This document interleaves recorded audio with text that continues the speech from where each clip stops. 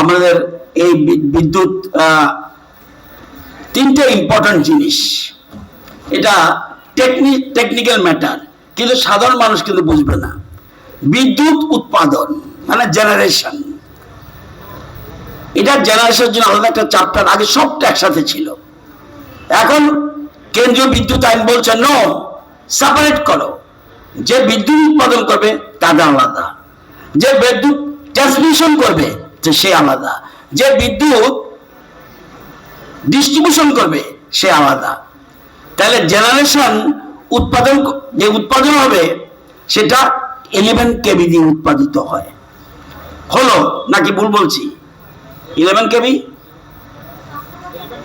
হ্যাঁ, আমার পিছনে একজন মাথা নাড়লো যে 11 কেভি। ইয়েস। তাহলে আমি টেকনিশিয়ান, আমি আর্টস স্টুডেন্ট। তাহলে জল থেকে হোক গ্যাস থেকে হোক 11 কেভি দিয়ে আপনি উৎপাদন করছেন। এবার উৎপাদন তো করলেন, 79 টিলাতে কেমনে আসবে? 70 নিলে ওরাই আবার 132 করে দিচ্ছে, 132 করে দিয়ে ট্রান্সমিশনে আসছে 79 টিলা। এবার ট্রান্সমিশন আমার বাড়িতে তো দেবে না, এত পাওয়ার লাইট গেলে তো বাড়ি পুড়ে যাবে, সেই জন্য চলে যাচ্ছে এই ট্রান্সমিশন 132 থেকে চলে যাচ্ছে। ওরা তৈরি করে দিচ্ছে 33 কেভি। 33 কেভি এটা যাচ্ছে, আবার ছোট করছে, পাওয়ার কমিয়ে দিচ্ছে 11 কেভি। 11 কেভি মানে 11,000। তারপরে আরো কমিয়ে দিচ্ছে, এটা বাড়িতে যাবে না। এবার বাড়ি হয়ে যাবে 430 বা 433। তাহলে যদি 3 ফেজ হয়, এবার আরো ছোট করছে, আমি 1 ফেজে নেব 230। তাহলে কাজটা প্রত্যেকের গুরুত্বপূর্ণ দায়িত্ব রয়েছে।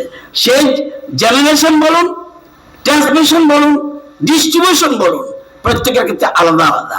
এবং অল্প কিছুদিনের মধ্যে টিপিটিএল যে কাজ করেছে অভাবনীয়।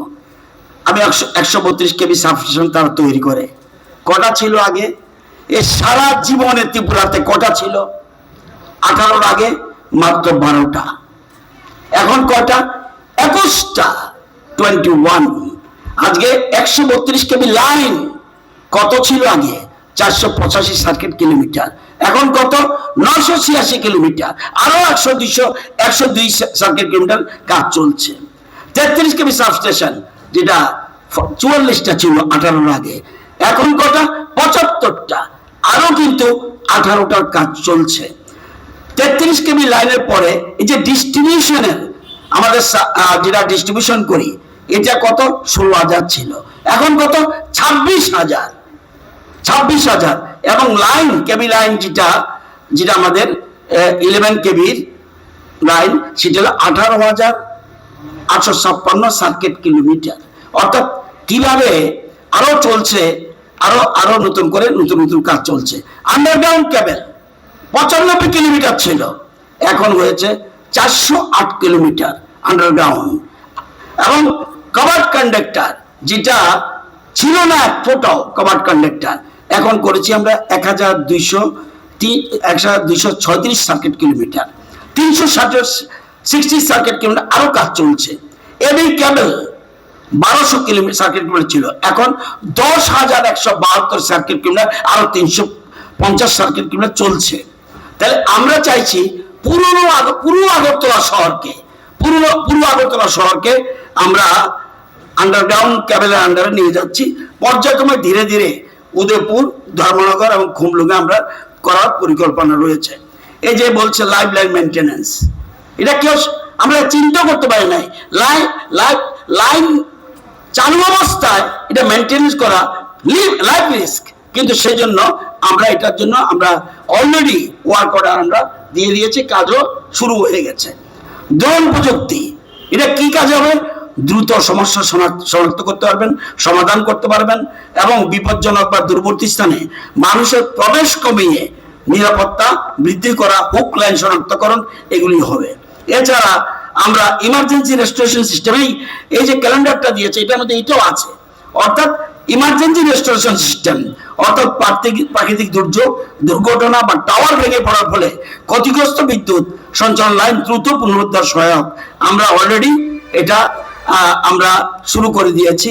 ট্রান্সমিশন লাইনের সার্চ অ্যারেস্টার স্থাপন, এটাও কিন্তু ক্যালেন্ডারে আছে।